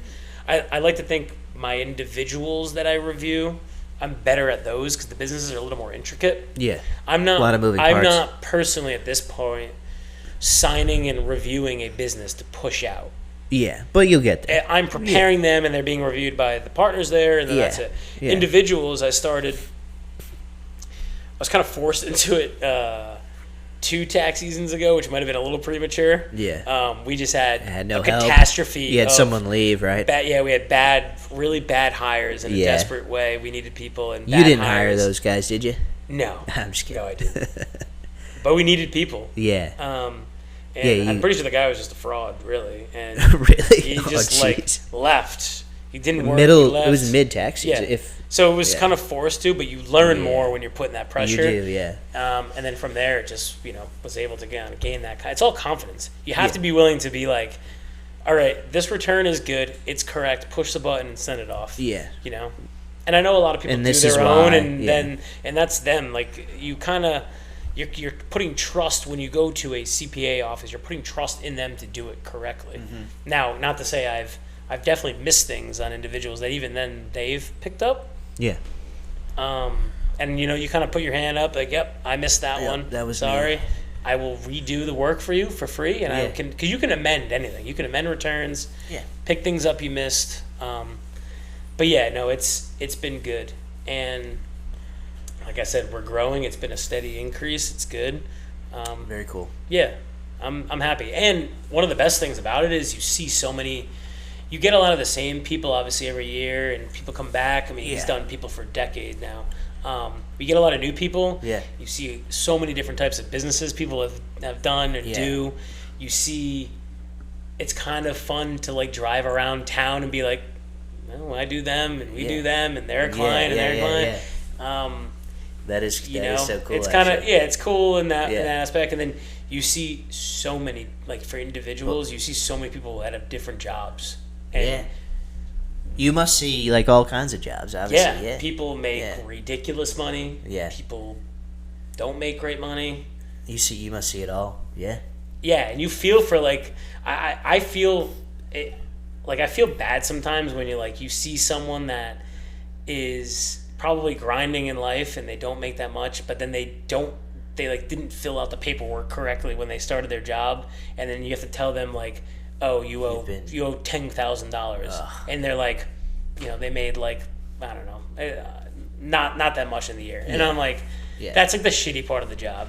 Or you have someone that made like millions in the year, and you'd be like, yeah, you made a lot of money, but you owe like $250,000 in taxes this year, and they're like, all right, not that bad, that bad this year, which is crazy. That's crazy. So you see all that. I mean, I don't know, and you can tell me now if you can't answer this, but can you give like a rough, like what was the highest like personal return you've seen this year? I don't know. I haven't seen like, or even, it's still early. It's still very early. I can say, cause it's like in your field, it's like HIPAA. You can talk about a case, but you don't have to tell the person. Exactly. Yeah. I did have this one person, I think it was last year. Yeah. She was like, I don't know, I think she got into this company like early on in her career. Yeah. They got bought out, and then her W-2 was like $7.2 million. Really? Literally, my jaw hit the floor when I saw it. And to top it all off, she had $1.2 million in federal withholdings that she paid. Holy shit. She didn't owe any money at the end of the year because she paid it all. Oh, she paid like enough in the withholdings. So she didn't owe anything. Yeah, I was like, to see that number in just withholdings. Was that like staggering. selling stock? And yeah. Okay. She had stock in a company, they got acquired, and a massive payout. I mean, that was the most on a W-2. Interesting. But you see so many different jobs. What about like another one who maybe it was just like a salary that was like astronomically high? Can you think of one or not really? I mean, we see a ton of people that are like, in the millions. I mean, anytime I see like over $1 million on a W-2, I'm like, Jesus Christ. That's solid. That's a lot. But then, the kicker for me is when you see someone that pays withholdings in, and still is over like home that, like 300. Someone paid $300,000 in withholdings, and you're like, oh my god, damn, that's just in taxes. That's crazy. I mean, it's insane. And do you advise those people on like, okay, this like quarterly estimates or whatever, like, so you don't know someone like that, and that's where like, so people that are on a W-2, there's never a reason for them to ever pay in quarterly. All you have to do is go to your job and say, hey, I want to pay more in. So we have that conversation all the time, because you see a lot of people that, like, I just had this guy the other day. He had like I don't know, he made like 60 grand, call it, in the year, and he was like, why do I owe this money? I go, dude, you made $60,000 last year. You paid $400 in federal income taxes. I go, that's significantly underheld. How does that even happen? He goes, I filled the paperwork out. I'm like, well, clearly you filled it out wrong. So we do that a lot. People always will bring in, because with W-4, when you sign on with a job, they make that form so ridiculously hard to fill out that people always make a mistake. Yeah. And you check the wrong box, you put the wrong number in. Pretty sure I had to ask you what I actually check on that. It is ridiculously hard. Yeah, for no reason. For like someone who doesn't do taxes. No reason at all. Yeah. I mean, so those phone calls are never fun, and it's typically the ones that are shocked by it, and you're like, oh man, like, I don't know. How do you tell someone that they need to pay 50 grand by April 15th that probably doesn't have it? Yeah, that can be tough. Yeah. Although, I mean, sometimes if you're paying that much, you probably do have it in some capacity, but even then it's like, who just has $50,000 lying around? Yeah. So there are definitely some tougher phone calls. For sure. Yeah, we've had people come in like crying and leaving. It's not fun. That's not fun. But then you have people that are like, holy shit, I'm getting $20,000 back. Yeah. Which that always cracks me up too, because everyone wants to come in and get a massive refund. Yeah. But that just means you paid too much throughout the year. True. You just gave the money you gave to that. the It IRS. wasn't in your pocket. Yeah. It was. You could have been investing $20,000 throughout the year and made in more the money. S&P. Yeah. That's a good point. So, yeah, I mean, everyone wants something back. Everyone always wants a refund. We tell everyone the best policy is to break even. Break even, yeah. That means you kept the most money in your pocket the whole year without lending it to them and giving them an interest-free loan. It's better off in your pocket. Yeah. So that's a good point. Anyone can look at their tax return and say, okay, I got a $5,000 refund. Well, if you had a $5,000 refund and you get paid weekly, just 5,000 divided by 52. Yeah. Take that off your withholdings and you're fine. Yeah, that's true. All right, yeah. So that'll help a lot of people out. So it's that part that's cool. You see a lot of different jobs come in, jobs I didn't even know existed, which is cool. Oh, I'm sure you see a lot. Yeah. Yeah. I will say, I know you're probably curious because you always ask me, I think off mic, it's like the most I see, like the people that I see that make the most are always like insurance guys, mortgage, underwriters, mortgage, insurance people. Yeah. Those people just they crush you. Yeah, but it's hit or miss too. You could have a good year, you could have a bad year. Most of the time they have pretty good years. But looking for tax help that's stress-free, accurate, and actually enjoyable? Well, look no further than Franklin & Co. Tax Professionals. They take the confusion out of tax season and replace it with confidence, clarity, and maybe even a few smiles along the way.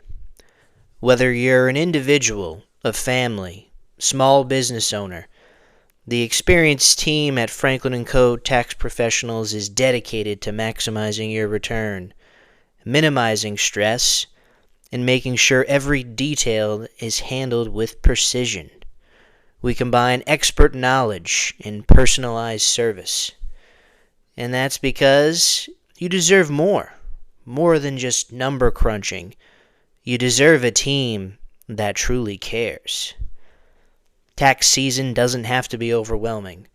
Let Franklin & Co. Tax Professionals handle the numbers while you focus on what matters most. What advice would you have for me if I was wanting to start my own short-term rental? So when you say short-term rental, so there's different pieces to it because we see it all. We have some clients that literally have 40 properties under their investment umbrella. We have other clients that have 2 properties. We have full-time rentals. We have clients that have, homes on Martha's Vineyard or Nantucket, and they use them partially a year. They rent them a couple times. The thing that people don't understand, I feel like sometimes, is when you have a short-term rental. So in your example, if you bought a home for a rental property for $400,000, and you're like, I'm going to rent it for 6 months out of the year, and I'm going to use it for 6 months out of the year. Well, you have 12 months of expenses on that, but you're not expensing all of those 12 months. You can only expense the 6 month portion that you rented. And on top of that, you have to list as an asset half of the home on the books because you want to take depreciation. That's why you can take some losses. Depreciation is a big people get fixated on it, but it is a useful tool to help take losses. To hedge your losses. Yeah, on some of these investments. But at the end of the day, you're taking the losses now, which is helpful.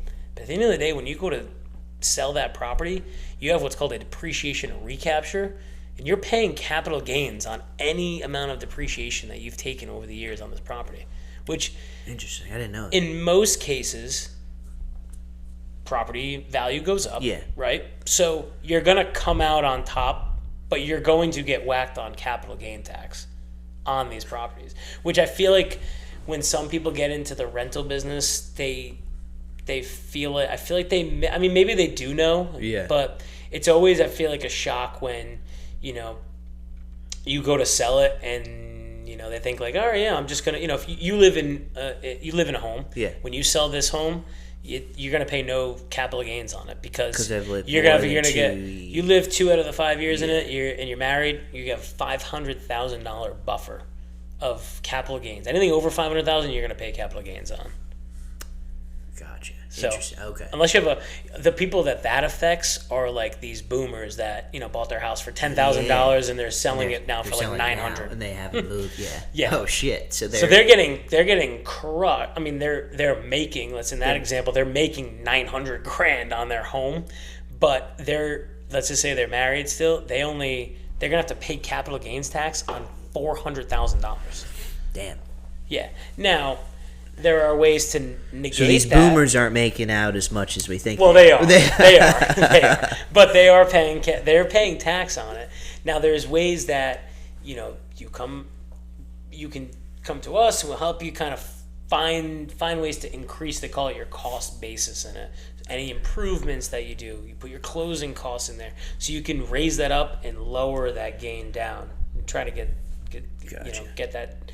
Ultimately, sweet spot. Yeah. What we say is it's not tax avoidance. It's just strategically, maximizing like everything that you can to help lower a tax liability. Yeah. Within the tax law, and that's what we Specialize that's in. what we're trying to specialize in. Interesting. Yeah. Interesting. Because capital, like even if you own the short-term rental for over 2 years, you still get that capital gains. Oh yeah. Yeah. Interesting.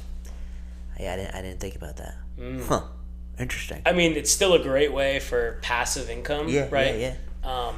And like I said, these people that have multiple properties under their belt, their investment value, like their portfolio is astronomical. Yeah. Especially now. I mean, we're in the most unaffordable housing time ever. Yeah. It's insane.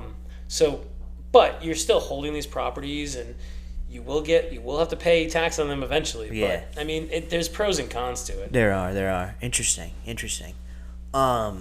Switching gears a little bit. Do you guys advise people on like people's like IRAs and like 401ks, like if they want to pull out early or something? Good question. Yeah. I just thought that. We do in a way where we, if they're like, hey, I'm going to take out $100,000 of my IRA this year. Yeah. Now it's a little different for people that let's just say you or I. Let's just say we're like I'm going to take $20,000 out. Yeah. We're too young, so we'll get a 10% penalty on that automatically. True. If someone's older and Because it's what is it like 59? 59 and a half yeah. or whatever. And there's different rules. I mean, they call it Yeah. the rule of 55, and if it's a Roth, you can take out contributions, not earnings on it. There's different ways to take money out. But let's just say on the a retired person wants to take a little more. Yeah. They may come to us and say, hey, what tax bracket am I in? What amount of withholdings do I need to take out of this 100,000 so I'm not whacked at the end of the year? Because the way it works is if you don't pay your tax evenly throughout the year, now again, W-2 employees like yourself and I, we are forced into that because it comes out of our paychecks. True. If you have a distribution of your retirement, you have to tell them what to take out. And the assumption is whatever you take out and you pay withholdings on, they assume it's throughout the year. Yeah. If they don't, you may get whacked on penalties and interest at the end of the year and that. So they may ask us like, hey, where am I at? I'll tell them, yeah, you're in the In this 22nd percent tax bracket percentage wise. Take on the 100,000, take 22,000 out of it, and you'll be covered. Gotcha. Okay. So you advise people on that. Okay. Cool. Yeah. As far I as feel like that's people. I think people don't realize you guys can help with that too. Well, yeah, that's part of like our planning. Or maybe it's just portion. me, but, No, that's part of our planning. People, it happens all the time. We just had a client the other day. Unfortunately, their parent had passed away, but she inherited a ton of money. And when that happens, you have an X amount of time. It's usually 10 years to take out the money that was in an investment for your parent. So she had to take out a large amount of money. Consulted us. We gave her a percentage. she consulted their financial advisor, or she told her financial advisor a different percentage, owes money this year. Oh, damn. So it's like kind of one of those things, but it happens all the time.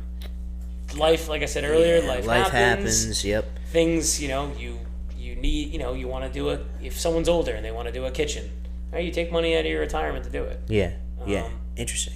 I feel like I would stress, try not to tap into that when you're younger. Yeah, which I feel like we've heard of people doing that. Some people have definitely done it. Things are getting expensive. Like Yeah. for like down payments on home, I feel like I've just heard people. I don't advise it, but I've heard of people doing it. Right? I don't know. I don't see it too often in our clients, but I have seen it, and you can tell kind of the person who has done it. There might be some hard times financially. Yeah. Whatever, but that 10% is a killer. Yeah. I mean, even on 10 grand. I mean, what does a 10 grand distribution get you anymore? You can't even do a bathroom over for $10,000. No, I feel I don't like know what you can do. So, for 10 but grand. by doing so, you're gonna have to take withholdings out of that, federal withholdings, and you get whacked on 10%, so $1,000 right off the bat. Shit, damn.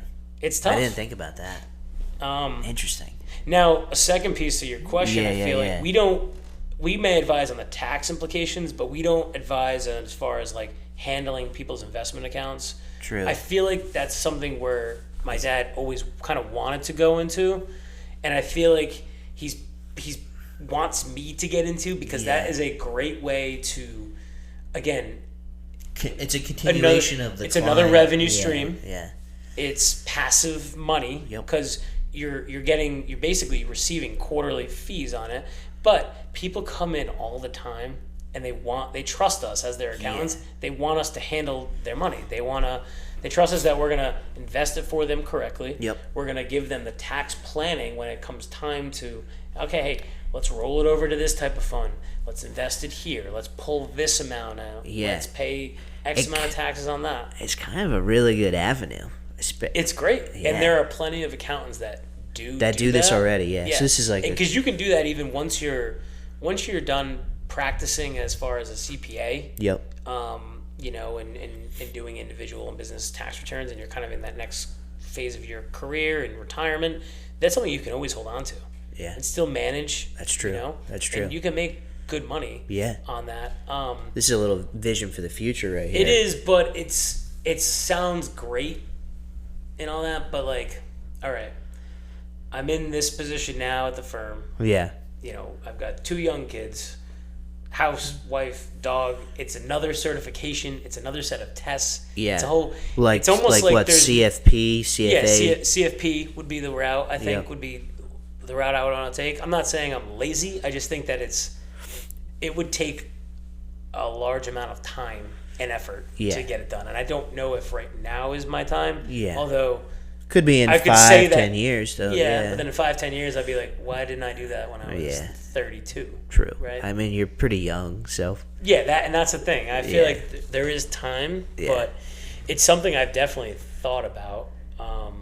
Because, right, when you're older, and this on your rental question, people love doing it because you can have that for life, and it's passive, and when you're older, these houses are paid for, and you're just collecting your rent. There's some maintenance there, you passive pay your income. Yeah, it's great. All you want.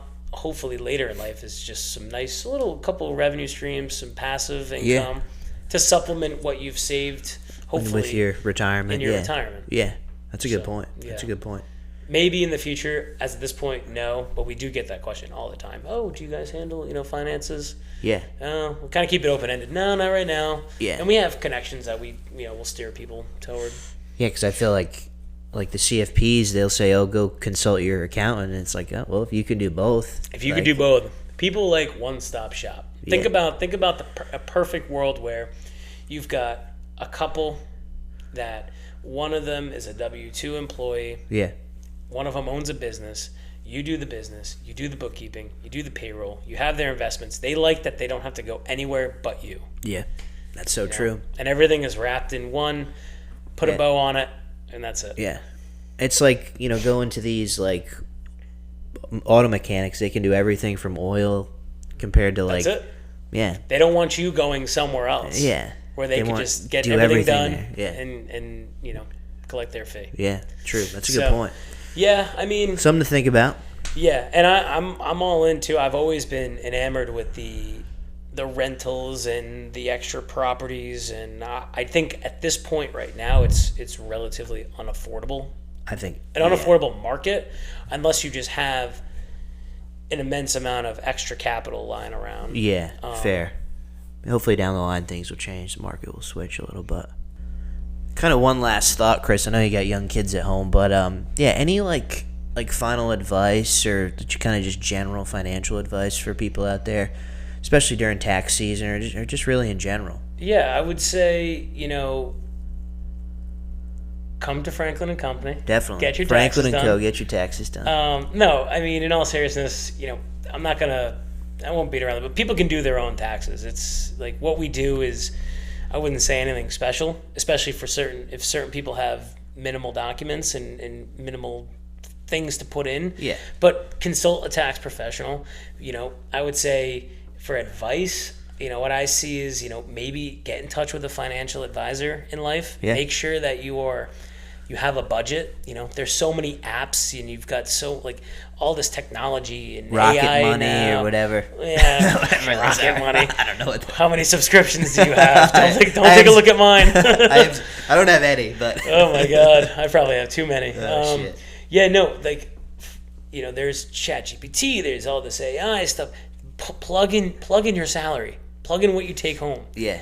Do a budget analysis of what you and your spouse or partner make. Yeah. See what it does. Maybe you're overspending on certain things. Yeah. We see a lot of people that make good money, but you can tell they don't have any investments. And I'm like, you gotta invest in your future, in your retirement. It's so much easier said than done because life is expensive. Yeah. Everything is going up. Yeah. We joke about it at home. We don't go to the market anymore for less than $100. It's literally insane. I was gonna say you guys probably spend way more than that. Well, that's a one night. I don't want to tell you our full fridge stock up. That sounds ridiculous. just like a produce run for you. Yeah, that's like a bread, milk, and eggs run for us. But seriously, you see online and Instagram is great and there's some good advice there, but also there's these people that are like, your 401k is a trap. Don't do it. Yeah. 401ks are powerful. Utilize them. I'm not saying go max them out. That's a lot of money, but if you can, if you can, do it. If you can't, do something to them. We have a lot of people that just don't do anything. Use them. Gotta contribute. Go open a high yield savings account. Don't keep your money in your no shade to Citizens Bank, but Citizens or Bank RI or Bank of America. Yeah. Throw it into a high yield account. Ally or SoFi, yeah. Ally, Goldman Sachs. Yeah. Go on Robinhood. You can go look up anything now. Go do some investing. Yeah. That would be my advice. And I'm not even a financial advisor, but I see enough of people that come in. I see it on their W-2s. They give me their monthly statements from their investments. Yeah. Go invest, open up a Roth IRA. There's so many tools out there to build wealth up, rather than the simple rat race of just collecting your money and saving it out. Yeah. So, Yeah. that would be I guess my only advice. Other than my plug, come to Franklin and Company. We are the best.